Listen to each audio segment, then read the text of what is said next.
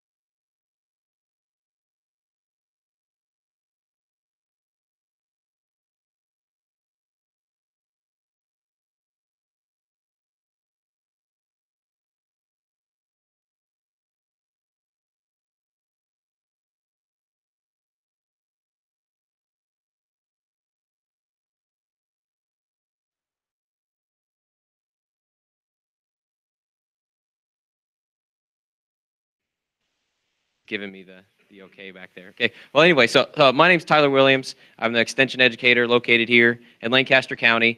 You'll notice we are live streaming this actually in the back, so they won't get to see you. So as long as you don't, like told the people last week, as long as you don't go waving in front of the camera, they don't even know you're here. So we'll kind of stand in this area and keep things going well that way. But so yeah, so today is all our alternative crops session. Last week was cover crops, and our sponsor this week is Nebraska Farmers Union. So if you know anyone in the Farmers Union, thank them for sponsoring today. Appreciate that. A couple other announcements, just things going on. Your agenda, you got that when you came in. That also doubles as the evaluation, so you can kind of use it, fill out things, comments along the way, and then you can just leave it before you take off today. Um, the Again, the drinks and snacks, if you didn't see those are in right across the hall there as well. I'm sure you found them. And then if you need CCA credits, the sign up sheet is back there in the corner for any CCA credits. You can get a couple credits for being here today. And if you want to sign up for the Ag Climate Update newsletter, there's also a sign up sheet back there. I send that out once a month. Um, Yeah, so I think that's it for announcements for now. We'll maybe do a few more here at the break. Kind of the layout of the day is we'll have Nathan Mueller first, then we'll have a discussion and a break in the middle, and then Steven Bainziger will be here and he'll do the session after that. So I think that is it now. So I'll go ahead and have Nathan come on up. So Nathan Mueller, he's an extension educator located in Dodge County. He's been there for I think about 5 years now. So we do a lot of things together. I was up at his Corn Expo last week, and so I was able to twist his arm to have him come down here today. And he's done a lot of work, and he'll tell you probably a little more on as a South Dakota state agronomist, and got into a number of these crops, the outside of the typical corn or soybean rotation that we often get ourselves into. Last year, he came and talked about wheat. So I think he could even answer some wheat questions if you have some of those. So with that, I'll go ahead and kick it over to you. And thanks for coming in today. Appreciate it. Yeah, thanks, Tyler. Again, thanks for inviting me down. This will be my second year participating in this series. I came and talked about winter wheat last year, so some of you might have remembered that. Again, just Nathan Mueller, Extension Educator, covered Dodge and Washington County for cropping systems, but when it comes to ag technology, I also am part of a team that's statewide and for on-farm research. So in February, I'll be out in Alliance and Grant and all over the state for programs like that. So today I'm going to talk about yellow field peas. When I was 5 years ago, I moved back home. So my family actually farms in Dodge and Washington County. They have a dairy farm, so I always joke that's why I went into agronomy and not livestock, is because I grew up on a dairy farm and I knew better, okay? So my hours are much better now than what I saw growing up. So my family still does that. But when I was in South Dakota from 2012 through 2014, I was a statewide extension agronomist. So I covered east to west, from Brookings all the way to Rapid City.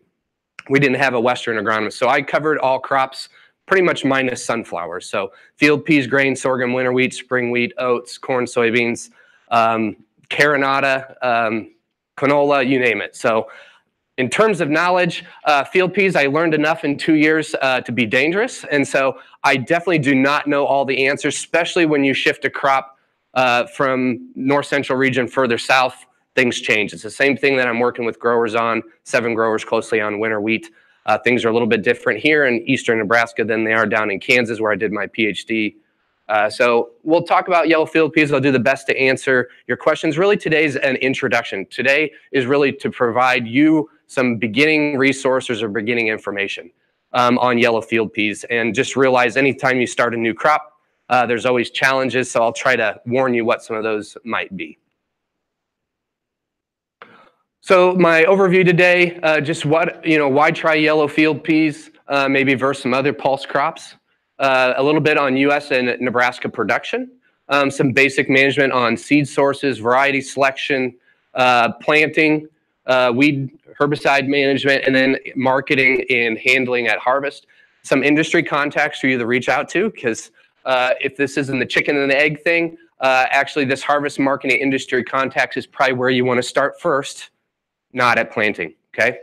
And then some more resources. So this presentation I'll load up on the website. All the resources that I mentioned in the presentation today, I posted as hyperlinks at this website. So instead of giving you 30 websites to go to, I've put those 30 websites as links on one page. I thought that would be a lot more user-friendly for you. So if you just go to croptechcafe.org/fieldpeas, all the resources and stuff I mentioned today, if they're online, that's where I put that list. And so that'll be a lot easier for us and for you to find those resources. So you Google Crop Tech Cafe field peas, should be able to find it. So why grow field peas? It's the same discussion I usually have with producers in regards to growing winter wheat in east central Nebraska. Some of the same drivers why you might consider growing an alternative crop. So one of those is just to diversify the system, especially when it comes to no-till. I worked with Dwayne Beck in South Dakota quite a bit. And those of you who know Dwayne, I see a few of you laughing. He was fun to work with. Sometimes we had disagreements, and those were lively disagreements usually yeah. So, this sustainability in a no-till system, we have seen some data that suggests maybe in a no-till system, crop diversity might help us a little bit more than it does in a conventional system. In terms of workload management, depending on how your farm's set up, sometimes workload is in short supply. It was on the dairy farm. So things got done because the time of year they worked, or it worked not because it was necessarily the best way to do things. Workload management shifting, right? So planting field peas is going to be similar to oats. you're going to be trying to plant in March and April. So that changes some acres out of the normal planting window in corn and soybeans. Same thing for harvest is going to be similar to winter wheat in early July. Reduce extreme weather events. I know we have crop insurance, and I have crop insurance on my acres, but inherently when we grow a spring crop like field peas, if we get a hailstorm or a drought in July and August, guess what? Field peas are harvested. Okay, so inherently there is less risk with extreme weather events. Now you can still get one in June. That's going to catch all your crops, right? But there's some aspects to that. Considering other profit streams. So if you're going to grow field peas, and I'm not going to cover forage crop and double crops after field peas, that's probably going to be one of the largest drivers as to why you might consider growing field peas. For price, they're similar to soybeans, but you harvest them in July. So from the banking standpoint or the lender standpoint, cash flow, if that's a problem midsummer, there's an opportunity here. Probably the main one is a forage crop or double crop after field peas. If you have livestock, there's opportunity to grow a forage crop after field peas, probably even larger in terms of volume than what maybe you'd see after winter wheat. Opportunities, if you're really into cover crops and soil health, obviously you can do a lot with cover crops and diverse cover crops and biomass that you can't do in a corn soybean rotation. Potential for nitrogen credit, especially for that forage crop after field peas. And again, anytime we add another crop in the rotation, even if you went corn, bean, corn, soybean, wheat, field peas, generally when we have 2 or 3 years out of another crop, we generally see a yield bump. So they've seen that in long-term crop rotation out in Western Illinois at the Monmouth Research Station. Soybeans yield 4 to 5 bushel higher just because they have wheat in the rotation every 3rd year. So there is some advantages there. And the last is always weed control. That's been a growing problem with palmer and historically with water hemp. And so anytime we can change up the crop rotation, keep nature guessing a little bit, we can tackle a few of these weeds because we have a nice full crop in June and late May when those weeds normally want to germinate and cause a problem. We don't generally run into that with winter wheat and field peas as long as we have a good stand. So did any of you make it to the Pulse Wheat and Pulse Field Day that we had at Meade or NREC this past June?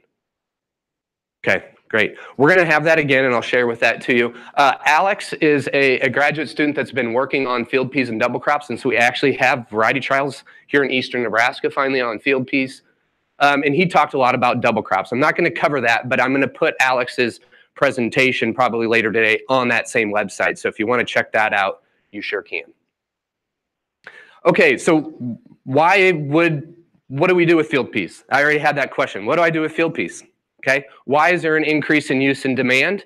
Around the world, pulse crops are a huge part of diets. It's probably less so here in the Midwest, but there's a lot of products that are growing in terms of that market. Actually, I'll show you some of what those look like.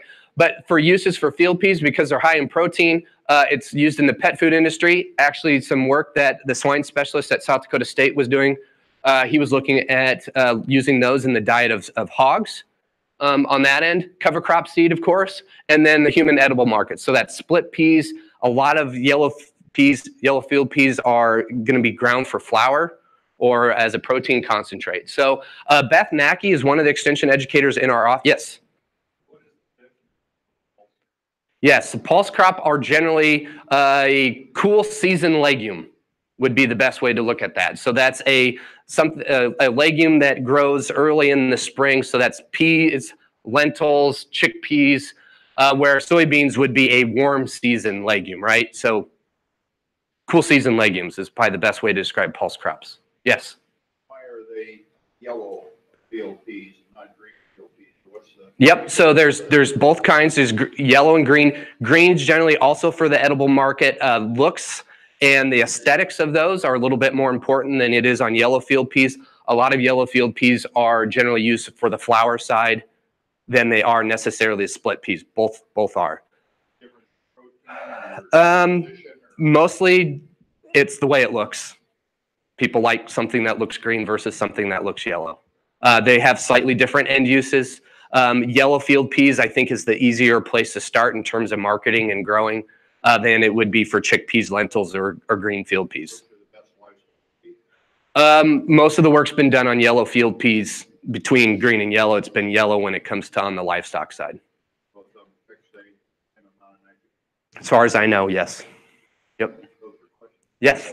Yes. And we're going to actually have, if you noticed in your handouts, we're going to do a needs assessment if we have time. So those types of questions I want you to write down. We'll split into groups because I need to know as an agronomist what are the questions that are most common. If I can create a frequently asked questions page, I think that would help me out and it'd help you out. So we'll cover that hopefully and have time. So Beth Nackey's our food nutrition and health extension educator in the Dodge, Washington County office. So I asked her, why would people be interested in consuming or eating field peas or products from field peas? And she highlighted a whole bunch of things, actually. This is just one of the 4 in terms of diets or targeted group. But on people who have diabetes consuming lentils, peas, beans, pulse crops and beans, it helps with blood glucose management compared to maybe some other carbohydrate sources. So the same would be true when in regards into some other specialty diets. But it is a growing area. I asked her to give me some reasons why people would want to consume field peas in their diet, and this is what she gave me. One was an excellent source of fiber, good source of protein, low fat, low sodium, good source of iron, folate, potassium, low glycemic index, which goes to the diabetes, and gluten-free and cholesterol-free. So I know at least I'm one of 10 people in our office. The other people in our office, Pitos is one thing they do consume. And that is a product that is derived from pea flour. Okay, so it's a snack food that's marketed also of having better health benefits than a normal bag of chips that you buy. So this is a growing area in terms of consumption in the U.S., but a lot of field peas are exported in the United States, about 70% of the peas that we grow. Yes. Yep. Yes. Would you repeat the question? Yes. So the question was, I guess before, in terms of legumes, why the questions in terms of a pulse crop, what is a pulse crop? And the question after that was just on the difference between green and yellow field peas. And yes, that could be another reason added to some people's list. I asked a nutritionist what the reason would be, and she did not add that one, okay, on the nutrition side. So production in the United States and Nebraska, again, in production in the region, most of the field peas grown in Nebraska are out in the western part of the state here in central South Dakota is where we had a lot of the variety trials that I ran for field peas. And then a huge area, obviously, for field peas is Montana and North Dakota. So we do have production spread across. This image is a little fuzzy. So I put together this image, Cropscape. If you haven't visited that program, it's essentially a satellite-based cropland data layer. So you might go in and certify your acres saying, I planted this field to soybeans, this field to corn. FSA has that information. But we can actually use the MODIS satellite, and Rick Mueller does this out of Virginia with the USDA, and essentially can, based on the reflectance of the field, can tell you what crop it is. So that's what I used. This database, it runs back about 10 years. And so I just ran the cropland data layer and that reflectance from that satellite data. And this is what I got for 2017 was roughly 23,000 acres for the Northwest for the Panhandle. I think I might have a change from the slide you had. I was copying and pasting. This should be 800 for the central part of the crop reporting district. And again, nothing in the Northeast, a little bit in East Central, and a little bit in Southeast. So most of the production, Southwest, Northwest, and South Central. Part of that is the Gavilon's efforts there at the Hastings locations to bring in field peas.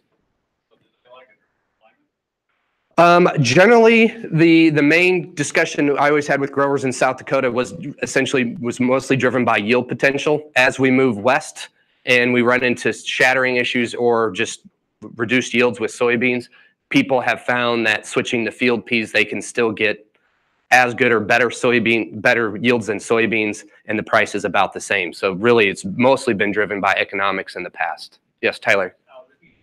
Yes. So the question is why grow field peas versus soybeans? And so again, as we move west, the economics just generally improve because we can get 40, 50 bushel field peas, and we may not get that on soybeans as we move west, both in South Dakota and Nebraska and dryland environments. Okay, field pea grower guides, great questions. So there's a lot of information out there. I just wanted to highlight what some of those were. South Dakota is kind of a few steps ahead of us on developing extension resources just because it's been grown there and more acres for longer. So Dwayne Beck and Ruth Beck. Ruth is Dwayne's wife, but she was one of the cropping systems educators that I worked with closely in South Dakota.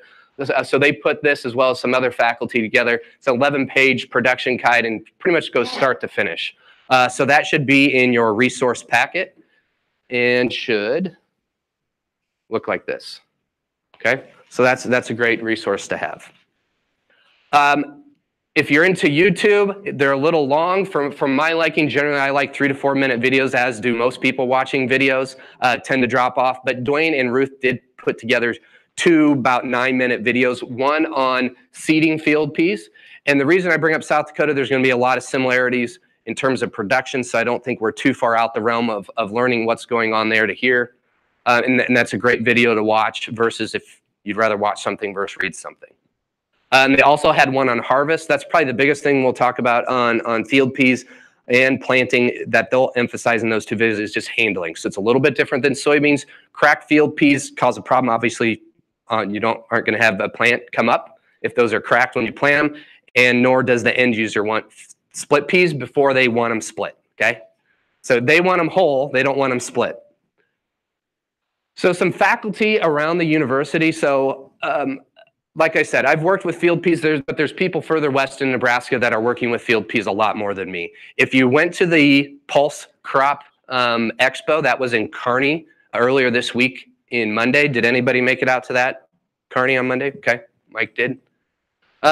Cody Creech is our Western Nebraska dryland cropping system specialist out in the Panhandle. Dipak does the variety testing. Strahina Stepanovich is in Grant, Southwest Nebraska. He's an extension educator like Tyler and I, and he's worked a lot with field peas. Alex, like I mentioned earlier, a graduate student. And then Keith Gluen and I are probably the best resources for now in terms of extension educators for field peas. At least to get started, and at least we'll have some contacts and point you in the right direction. Another resource here in Nebraska, obviously, is Crop Watch. Hopefully most of you have visited that page at least once. It is our statewide agronomy website. I talk to producers that still haven't been there, and so I always try to remind them that we do have a statewide agronomy website with a lot of great resources. Strahina Stepanovich has put a lot on Crop Watch in the past 2 years. So if you go to Crop Watch and essentially just use the search feature and just type in field peas, it'll tag or pull up all the articles on field peas. And there's a lot on there. So again, for example, Strahina put this together, field pea planting and production resources. This is just one of like 10 resources he has on this particular blog post that gets to other articles. So again, I have these on that Crop Tech Cafe, but you can also go to Crop Watch. Farmers Business Network.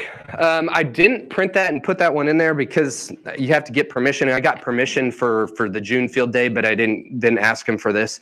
Strahina Stepanovich and the Farmers Business Network put together this grower's guide. It's a little bit shorter than the South Dakota one.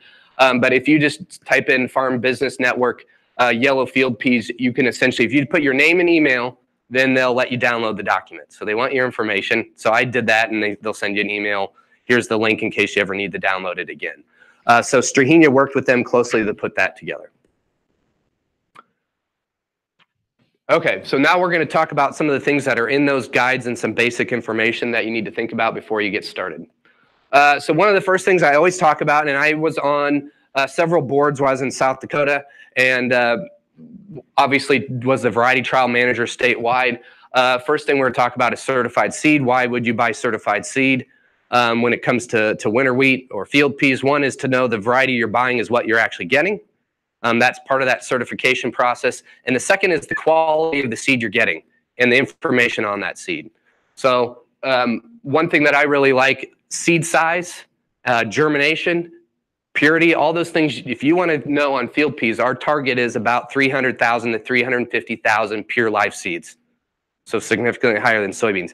To know how many pure live seeds you're planting, you need data from a tag like this, okay, when it comes to field peas, winter wheat, or whatever it may be.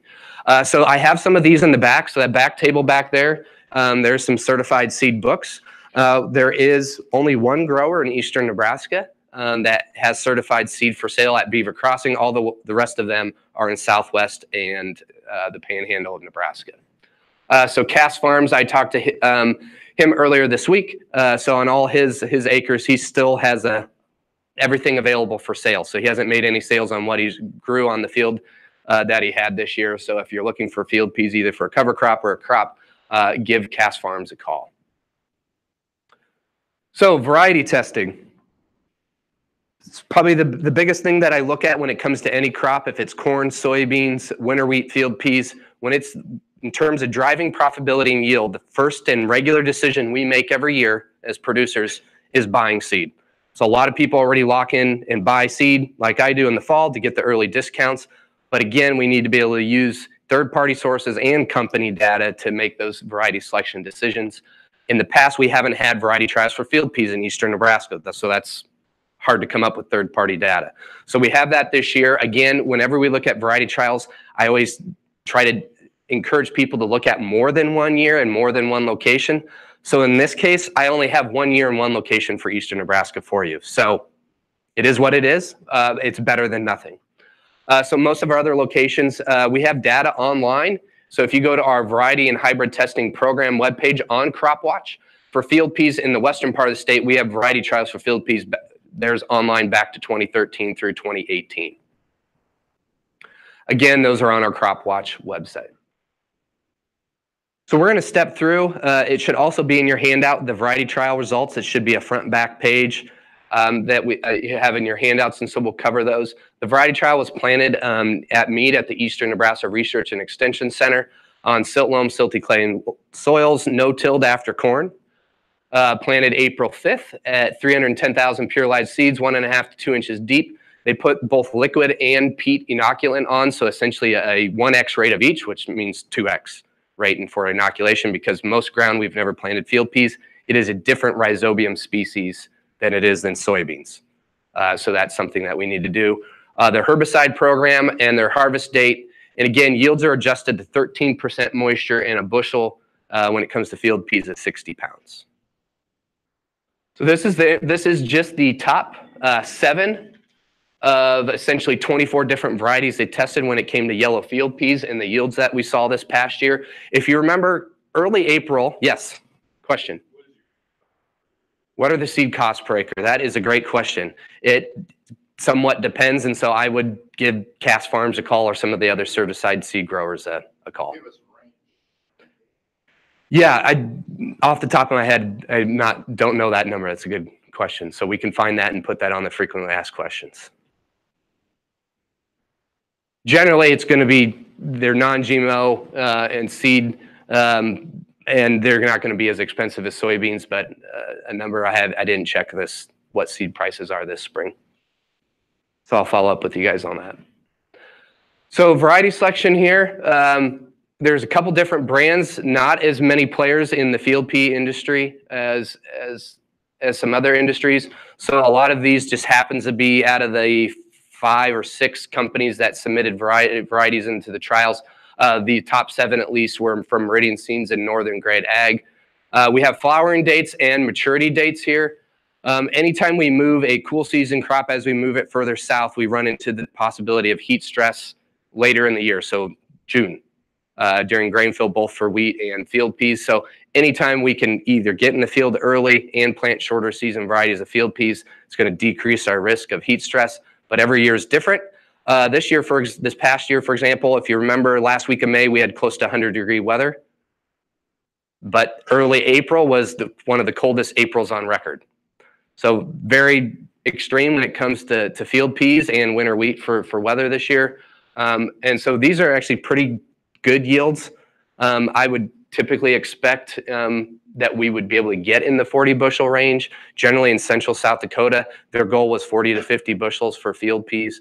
When we look at profitability of field pea yield versus soybeans, obviously this is not going to keep up, right, with soybean yields. And that's why if you're going to add this to your rotation, you definitely have to look at the profitability of a double crop or a forage crop after field peas. Field peas alone will not be able to outbeat soybeans in terms of profitability. So it's that extra window, July, August, September, that you need to increase profit there in those months to essentially make up for that. These are rain-fed, yep. And generally, our highest rainfall months are May and June. So drought stress, still a possibility in the eastern part of the state because it's Nebraska. But on average, we have a good chance of having the moisture we need for a crop like this. What is the ideal harvest? So you can start already at about 19%, but it probably gets a little bit easier around 16. The concern that you have with field peas if they get too dry is, again, cracking or causing quality damage at harvest. So if you harvest them a little bit on the wetter side, generally you have less cracking. The standard moisture for long-term storage is actually 13% though. So again, when it comes to contracts on field peas, we'll get to there.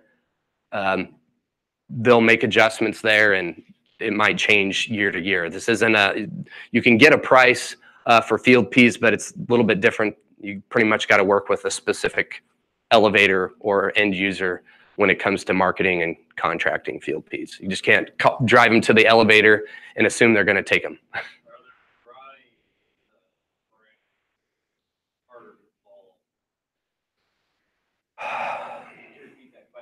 Yep, so the question was on drying field peas, and that is a great question. That's probably something I'd reach out to the grain bin or a storage specialist out in North Dakota. I've had him come down before. So that's another great question that we'll add to the needs assessment. So you guys are doing a great job on the needs assessments already. If I knew everything on field peas, then I'd be doing pretty good for eastern Nebraska because this crop is really just getting started. And so, for example, Cass Farms, this was his first year growing field peas for seed. So we're just starting to get in some people growing field peas for seed for the very beginning in eastern Nebraska. So again, variety selection. Whenever you look at variety trials here, least significant difference at 0.05. And what does that mean? That means essentially I'm 1 minus this number. I'm 95% confident that if there's a 12 bushel difference between two varieties, that's a variety difference. So that's a fairly large or noisy in this particular trial. I usually like to see a smaller value. So at least in this trial, there was some variability from block to block or rep to rep that wasn't controlled by the blocking. So we can't differentiate. Maybe this split the group of bottom and top half, but we couldn't pick out the top maybe third with this particular trial. So again, running variety trials, you got to have to do everything right to keep some of the experimental air or noise out of the data. There's a little bit more here. Again, we have one site, one location, and probably a little bit of some variability in the data. So again, take this with a salt of grain, but it's better than nothing. If you look at some of the varieties here, this top one has also been doing well in South Dakota, where they have multiple locations, multiple years. So that's good to see that there's, when we move varieties around, that stability is a good sign in terms of mitigating risk. Again, you have the handout and you can also find it online. So just a little bit about field pea varieties. So there's both leafless and semi-leafless varieties. Pretty much most of all the field peas we grow in yellow are semi-leafless. So you're not going to see as many leaves. There's going to be more tendrils. They're going to also net up or wrap up in each other. And that's a good thing in terms of standability. The ones that we're looking at here are yellow field peas. So they're going to have yellow cotyledons. They all have white flowers. The maturity of this one's medium, of that one that was at least numerically on the top of the yield performance. The company said is excellent yield potential, good lodging resistance, and then disease management. So I'm not a pathologist, but probably some of the more common issues we ran into besides planting in terms of making sure we didn't crack the seed during planting and harvesting issues is on the disease management side. And so there are some common diseases. Powdery mildew is one that we can run into. Fusarium wilt and ascochyta blight, which is another fungal disease that can really be devastating in field peas. Generally, when you're going to grow field peas in a new field in an area we haven't grown field peas, disease issues are going to be fairly low.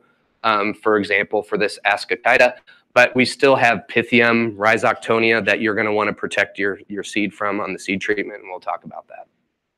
The other one, AC Early Star, that was also kind of on that list. That is what David Cast grew for certified seed here in eastern Nebraska. Again, he's the only one. I don't have a picture of that variety. Actually, this variety trial was one that I was running in South Dakota. And so that variety is newer and wasn't in the trials.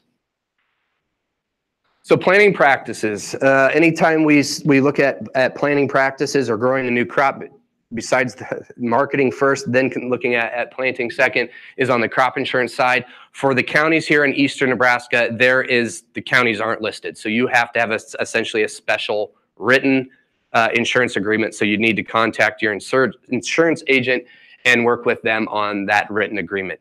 I know at the field day at Meade, we had 4 people from USDA RMA come up from Topeka to the field day at Meade, which is a good sign. So I talked to them. It's on their radar that there's some growing interest in field peas. I tried calling them this week. Of course, they're not at work because of the partial government shutdown. So I didn't get any extra information from them in the presentation other than going to their website. And there is a handout on field peas when it comes to the insurance side. So for example, on there listed, planting dates are March 15th to the 30th for the normal window. Planting practices, Dwayne had quite a bit of this in that video, Dwayne Beck from South Dakota, but handling, he's always suggested bringing that seed inside or trying to warm it up as much as you can to reduce cracking when you're handling and moving that. Always use belts. That's going to be very different than our typical seed tenders that run on augers. You're going to want belts again, and so that's one of the challenges to growing field peas is handling them different than soybeans. He even suggested working with your manufacturer when it comes to your drill. If there's any places where maybe there's cracking in an air drill, if there's ways you can pad or make adjustments so you're not causing peas to split even in the planting process. Planting window is going to be very similar to oats, I guess would be the most similar counterpart. Already in late March, as soon as things warm up, you can get out there, 40-degree soil temperatures, field peas start to take off and germinate already. So you can put them in early and they'll sit there fairly well. So generally, earlier the better.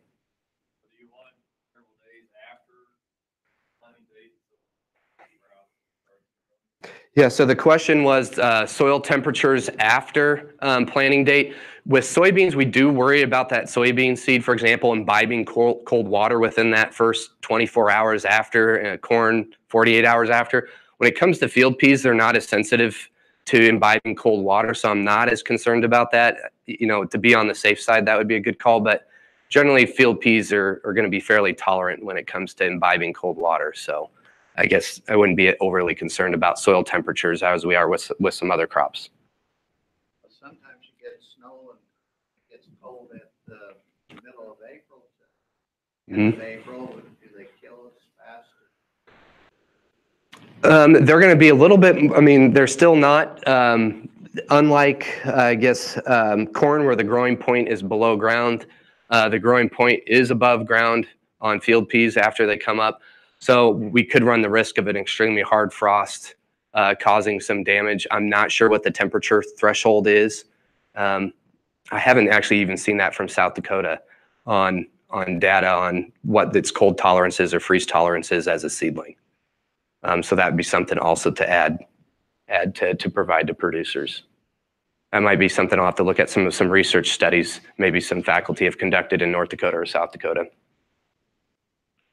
Pure live seeding rate is significantly higher. Strahenia Stepanovich has done seeding rate studies on field peas in Grant out in southwest Nebraska. They've done those in South Dakota and other areas. It is significantly higher, 300,000 to 350,000 pure live seeds. In some cases with some drills, people have had to essentially cut that in half and plant 2 different directions to make that work, that seeding rate. So obviously you need to look at how you're set up in terms of your drill. The main thing why we want that amount of stand, we don't get the compensation in individual plants like we do with soybeans. So you do need more plants. The second is we want to have a uniform stand, because if you have an opportunity to come out to the field day, you see that the canopy coverage in field peas does let some light through. It's not like soybeans where it pretty much captures all that light. So we want to have a good thick stand so we don't have issues with light getting the ground and then weed issues. So that's another reason we're also planting a little bit higher for weed control as well.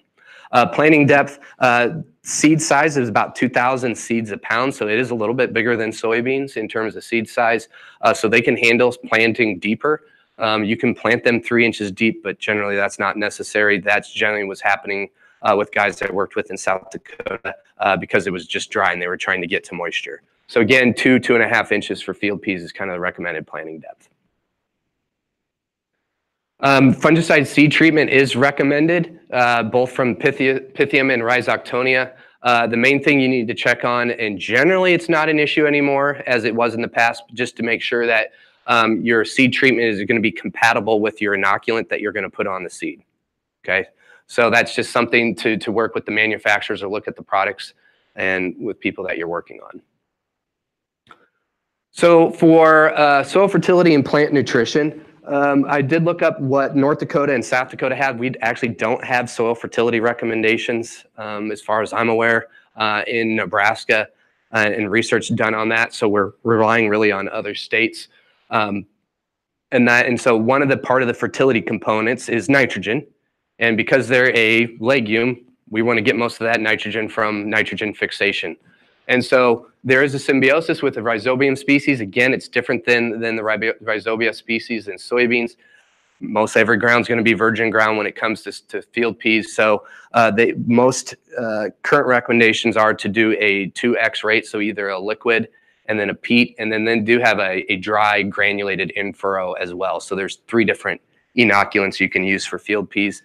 Again, whenever you're looking at a product, just look at what the shelf life is. Make sure it's not old inoculant. Second, how long or what the treatment process is and how long after that you need to get it planted. Soybeans, inoculant products, generally we can put those on the seed anymore and they can sit there a while and that inoculant's still good.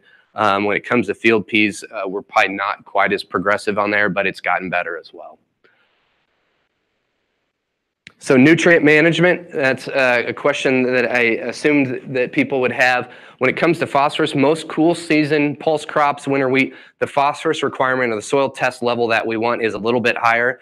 So it's going to be, field peas are going to be similar to corn, so around 20 part per million, where we would no longer, adjacent states would no longer recommend phosphorus. So if you have soil test levels below, let's say a 15 part per million Bray P1, generally they're going to recommend some amount of phosphorus put on. So the closest state for fertilizer recommendation is going to be SDSU. When it comes to soil test K, it's not going to be much different than other crops. When it comes to sulfur, they've seen some issues in North Dakota periodically, but it hasn't been real consistent. I saw that a lot as you move north. Generally run into more sulfur issues because sulfur availability in soil is largely driven by microbial processes. And so as we move further south, things are warmer, we do mineralize more sulfur, but in a cool spring, that's where they've run into issues with field peas. I ran into a lot of issues with corn, but again, sometimes it's just temporary. So just to safeguard against what the weather might be, that you don't run short, the current recommendation from South Dakota is to put 15 pounds of sulfur on per acre. Yes, question. Yes. So like soybeans, generally our amount of fertilizer that we can put in furrow, they're going to be more sensitive than, let's say, wheat or corn is. So I would try to keep everything out, not in furrow. Anytime you can put something away from the seed, an inch or even dribbled on the surface, because I looked at that a lot in soybeans and I did a lot of micronutrient starter studies in soybeans in Kansas for my PhD. Just dribbling it on the surface usually was enough to solve the issues. So you don't have to move it far away from the seed, even an inch. Whether it's on the surface or to the side, you'll reduce a lot of the issues. And sulfur is going to be, yeah, so the question was on in-furrow placement. Is that an issue? And the answer is yes. I would, again, put that to the side or away from the seed. Sorry, bad habit of mine not repeating the questions. Soil test pH, similar to soybeans. Generally, we want to be 5.5, 5.8 and above. Field peas are going to be a little less sensitive to iron chlorosis or high pH situations. That's another reason as you move west why you see field peas against soybeans. So not quite as sensitive in pH issues with field peas versus soybeans. When it comes to weed management and herbicides, that within the confines of this presentation in time is quite a bit of information. I did bring some 2018 weed guides, which are for free because the 2019s are coming out. And on page 102 and 103 in that weed guide in the back is herbicide recommendations and control ratings for different weed species for field peas. So we do have something for you, some stuff that's been done in Nebraska. Strahina also, Stepanovich, who's been working a lot on field peas, he put together this spring a guide to herbicide carryover and herbicide efficacy. So there's two parts. One, control weeds in the field peas, and the second is making sure that the herbicides used in your corn and soybean program, specifically your corn program, aren't going to cause an issue when you plant field peas, okay? The normal recommendation or rotation is going to be planting field peas into corn, just to, again, reduce disease pressure, because we do have some common diseases between soybeans and field peas. Industry contacts. I talked to Mason earlier this week. He's with Gavilon Grain. He would be the contact person. Again, remember I said at the start, do you start with planting first? No. Seed selection first? No. Marketing? Yes. Okay. So you can call Mason. There's his phone number. He's with Good Life Grains and Pulses. They are bringing in field peas into the Hastings location. Farmers Business Network also has a yellow field pea program where essentially they're looking at buying power of collectively of several growers, and then they're working with marketers kind of on your behalf. So it's kind of more of an in-between role with their program. And again, that would be Clay would be the contact for that program. So again, the most important takeaway is probably starting with industry contacts on the marketing side. I did talk to them handling the grain at harvest. We talked a little bit about harvesting at a little higher moisture on purpose. The other thing is just moving that grain, not just from the combine to grain cart to truck, but then truck to the elevator. All of those steps are ways to damage the field peas. And so they do offer, I know, Gavilon, on-site pickup at the edge of the field, essentially, so they can have the equipment they need to reduce that damage through the supply chain. So again, start with on the marketing and the end user side. So discussion and needs assessment. So like I said, I've worked with field peas for 2 years in South Dakota, and I'm just starting to work with it again. We had our first field day on pulse crops in eastern Nebraska earlier this year, earlier in 2018, I guess. So there should be a little blank form at the top. It's with a big square. If you want to break into groups for, let's say, 2 minutes, or just the person next to you, I know there's holes in my presentation, and I'm excited that you guys found those. I would love for you to write down what things I didn't cover, what questions you have. I just want to make sure I capture those so we can address frequently asked questions. I can find additional resources and expertise, and so we have that available to growers as we move forward. So take 2 minutes and just jot some notes down, and I will take those from you before you leave today, and then I can work on those as we move closer to planting season.